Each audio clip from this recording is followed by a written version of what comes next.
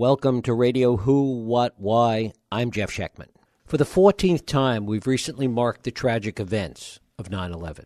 In so doing, we are also marking an event that set in motion a chain of events that has bequeathed us 2 wars, thousands of deaths, random terror attacks, fear, and ultimately confusion about how we got here and what's next. How did the cause of those attacks and even the failure to take action that could have prevented them lead us perhaps in the wrong national direction?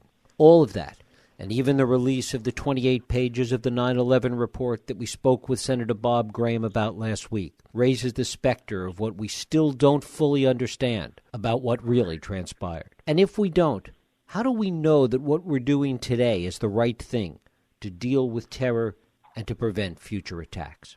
My guest, Coleen Rowley, was a longtime FBI agent and division legal counsel. She blew the whistle on the FBI's failure to act on information provided by the Minneapolis field office that might have prevented the attacks. She ran for Congress in Minnesota, and she continues to write and blog about U.S. policy. It is my pleasure to welcome her here to the program. Coleen, thanks so much for joining us here on Radio Who, What, Why. Yeah, thanks for having me. You know, in politics, and I guess in the corporate world as well, people like to say that the cover-up is often worse than the crime. In your view, talk a little bit about how the initial FBI cover-up played a role not in shaping the events of 9/11, not in allowing those events to happen, but in misdirecting us in terms of our response once it happened. Yeah, and it was not only, of course, the FBI. If you realize the Bush administration fought tooth and nail to stop or prevent any inquiry at all from the start. Dick Cheney made calls to Daschle so that they would not have a congressional inquiry. And basically, at least I know from the FBI, there was eventually when a joint intelligence committee was started, there was a timeline made that omitted some crucial things, but actually then skewed the facts in one direction. And people have kind of forgotten about this. It's 15 years ago, but in those first few months after 9/11, Condi Rice had gone out and said no one would ever have expected a plane to fly into a building. And that really was the narrative. That was the prevailing narrative. Nobody spoke up and said, no. There had been, of course, even training exercises with that premise. There had been planning for international conferences that that took that into account. There had been a prior terrorist who had threatened to fly into CIA headquarters, et cetera. So all of the government aligned itself so as to put out a narrative that 9/11 was not ever, there was no warnings about this, and that there was nothing that could have been done. And at the same time, then they were with this prior agenda to launch war on Iraq, and of course, in the meantime, they had to launch war on Afghanistan, and very quickly, and what people didn't know is that they got the lawyers at the Office of Legal Counsel to begin writing memos that legalized, I put legalized in quotes, things like torture. And this wasn't a year later. This was really quickly. Within days, they were writing these memos. One memo within a couple of weeks of 9/11 said that there would no longer be freedom of speech, that the First Amendment would have to take a back seat now to the necessities of war. And, that's a form almost of martial law. And that was all done secretly, and so the people didn't have any idea. And then again, the news was not able that quickly to get out the facts. And, that's the sad story, is that we ended up doing all of these things, launching war in Iraq that had absolutely no connection to 9/11, beginning to torture, these series of kidnappings and indefinite detentions and black sites. Even the massive spying was begun quite soon after 9/11, and none of this had any real relevancy to how the attacks had actually occurred. The facts behind it, because there had been no inquiry or no investigation. And that's really the question. In your experience, was there anybody in the FBI, in the intelligence community, in any level of government that you saw or that you touched that had any interest in looking beyond or going beyond the official narrative? Well, the first people that seemed to have an interest were the Joint Intelligence Committee. That began in the early 2002, and that's where agencies were told that they should look up all the documents that gave any relevancy to terrorism. They were to provide all those documents, and they were to basically do, at least our FBI decided to do a timeline of facts. Again, they're kind of our story, and we're sticking to it. and so this began, I would say, February, March of 2002. That's when I was aware.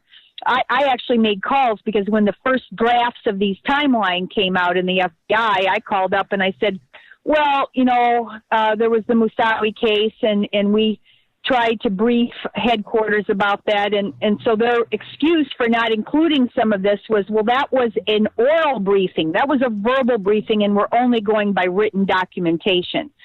And yet the things that were in writing, some of the things that they included into the timeline, which was there was no probable cause for having acted on the Moussaoui case, that actually was verbal. Those were verbal briefings too.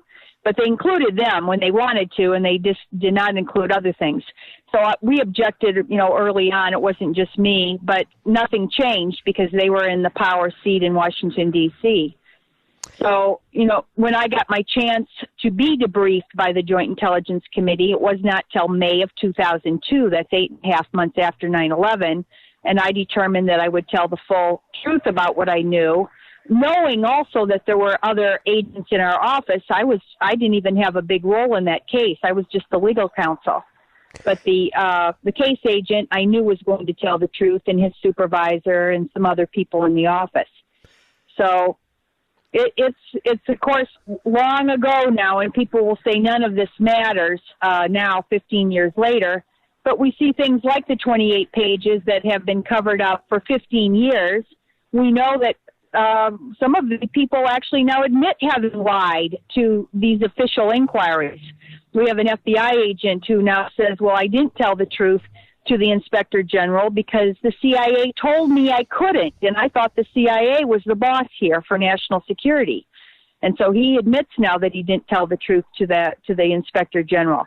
And that's one of the reasons why we need a new 9/11 investigation, because there was a lot of omissions. There's been stuff to this day that we still don't know the truth about. Do you think that if the truth had come out early on, if people had listened to some of the things that you're talking about, that the response following 9/11 might have been any different?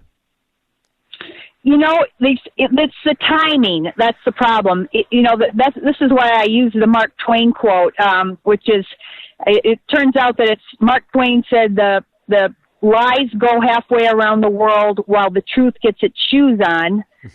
Churchill later plagiarized Mark Twain and said the lies go halfway around the world while the truth gets its pants on.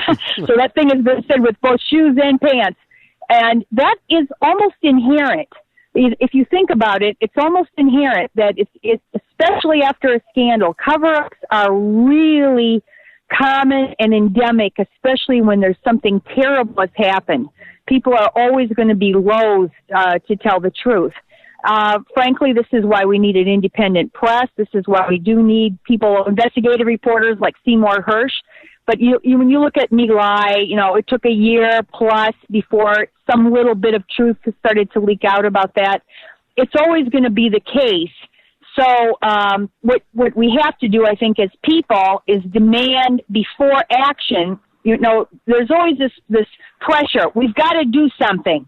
We can't take time. We can't have a committee to look into this. We've got to do something now, quick and rash. And I think this is where, especially if it's to launch war, for heaven's sakes, that we need to have a public that's willing to slow things down and take the time now to find out what went wrong here. Which country was actually funding the 9/11 hijackers? Was it Iraq? Was it Afghanistan? Or was it a country like Saudi Arabia? To what extent do you think a new investigation at this point into the events of 9/11 would produce information that would be relevant to public policy, to government policy at this point? Well, it's a good segue into the laws now that are coming before Congress. Even 15 years later, there's a couple of bills that are in Congress. One is the Justice Against Sponsors of Terrorism Act, and that the acronym is JASTA. And because the 9/11 families have been unable to sue Saudi Arabia officials, people that act on the part of the government, and now that there is this evidence in the 28 pages that has come out, they've been prohibited or prevented from even suing Saudi Arabia. Meanwhile, there's been another earlier lawsuit that found Iran, a federal district judge found Iran guilty of having been at least partially responsible for the 9/11 attacks. Now, that you can't get an example more egregious than this of current policy. We found Iran responsible. To be honest, Iran had nothing to do with the attacks of 9/11, just similarly to Iraq. And meanwhile, the country that now there is quite a bit of evidence, and we don't know to this day what, if any, follow-up has occurred from the time that the Joint Intelligence Committee was written in 2002. We don't know what, if anything was either confirmed or further followed up on. It's all been hidden. And that's important. The reason it's important now is because we continue to arm Saudi Arabia. There's another bill right now, and there's quite a number of human rights organizations opposing the sale of $1.15 billion of arms to Saudi Arabia. And these arms are being used to bomb Yemen and hit hospitals and civilians, etc. Well, obviously, those two things are connected. If Saudi Arabia was even responsible in part for helping the hijackers, why in the heck would we be helping arm them to bomb more in another country that's even causing more increasing terrorism? Again, the truth, if we know the truth, then the common sense reaction to that is to put a stop to this. And but when people don't know the truth, Congress is likely to vote to authorize and continue the arming of Saudi Arabia. And right now with that JASTA Act, it was unanimously passed by both the House and the Senate, because I think the Congress is in a difficult position to say that the 9/11 families are not allowed to find out the truth of why their loved ones died. I mean, I think they're really politically difficult for them to say that they can't sue Saudi Arabia. On the other hand, Obama now is it's reported that he's going to veto the JASTA. And so now it would require an override on the part of the congresspersons. And you know what? Overrides are very difficult. So that the people that even unanimously supported it before will probably now change their minds. Given how difficult it was, as you mentioned before, after 15 years just to get the 28 pages, what do you think the difficulty would be, the degree of difficulty with respect to trying to get at the truth, trying to reopen an investigation at this point into those events 15 years ago?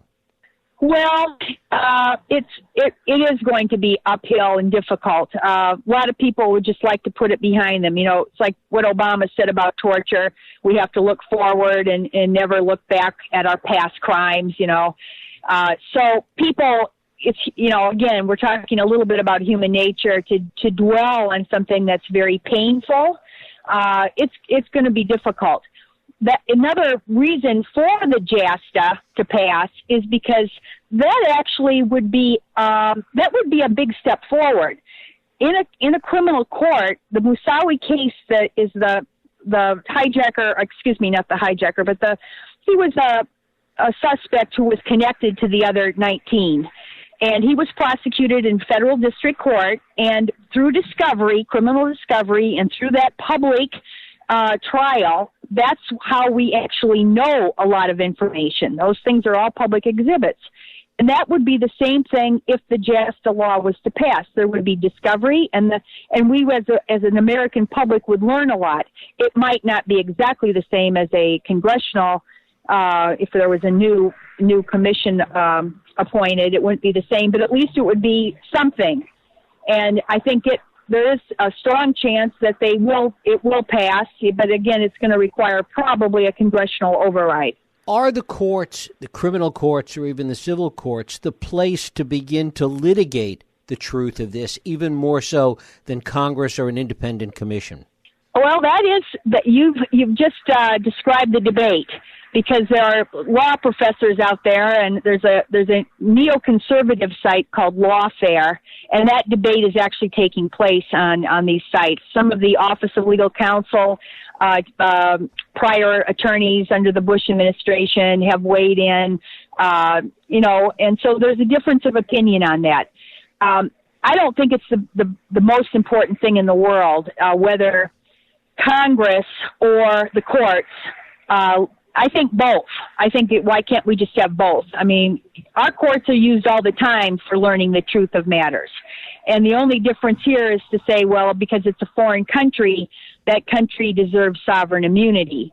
And the worry is that if we go down this path, that the United States would be held responsible in their courts. But I say that would be a good thing. I think that the United States, for instance, with torture, Spain tried to assert universal jurisdiction to look at the crimes of torture that the United States had committed. And the United States pressured Spain to drop those and fire the judge and everything else.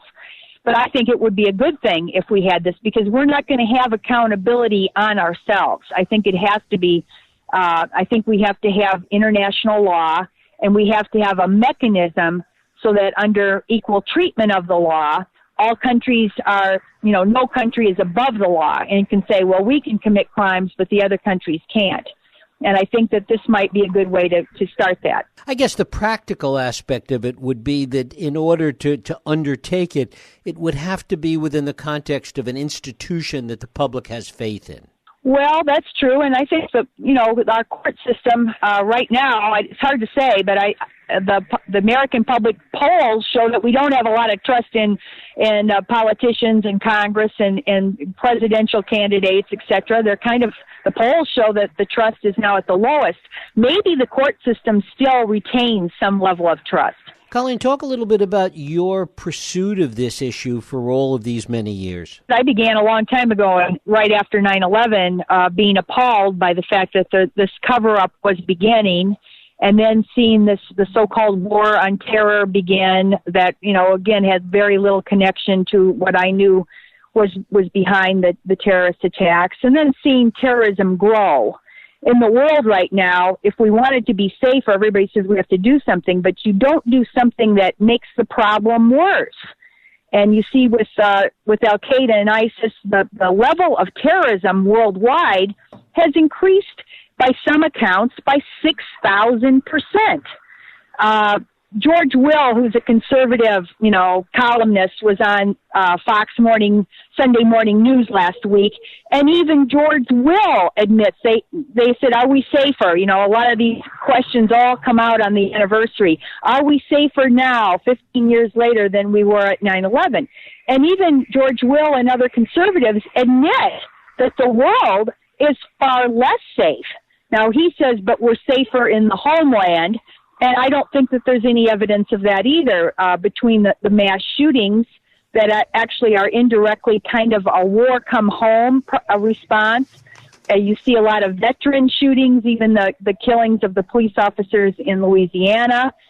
You see just kind of copycat violence, which again are these senseless shootings in theaters and the Navy Yard and, different places. I don't think that this is making us safer. And certainly for Americans traveling, it's not safer. So I think that we're really causing, it's extremely counterproductive. I wrote an article for the Intelligence Ethics Journal about 4 years ago. If people Google it, it's a PDF, and the title is "The War on Terrorism is a False Promise for Security."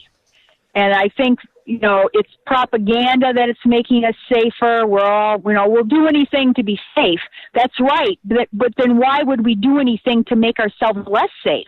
And I think that's really what gets me. And I saw this from the start.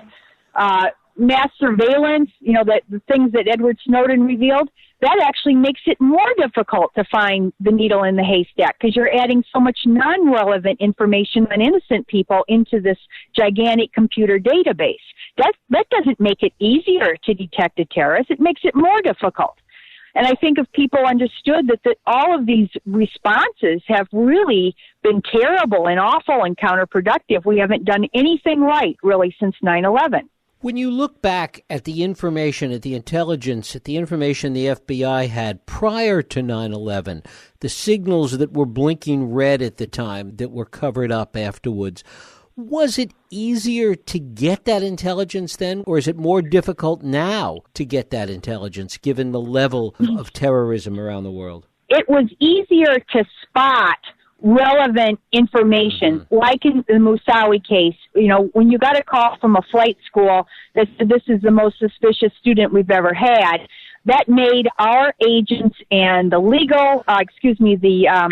the FBI attaché in Paris, they ran with it.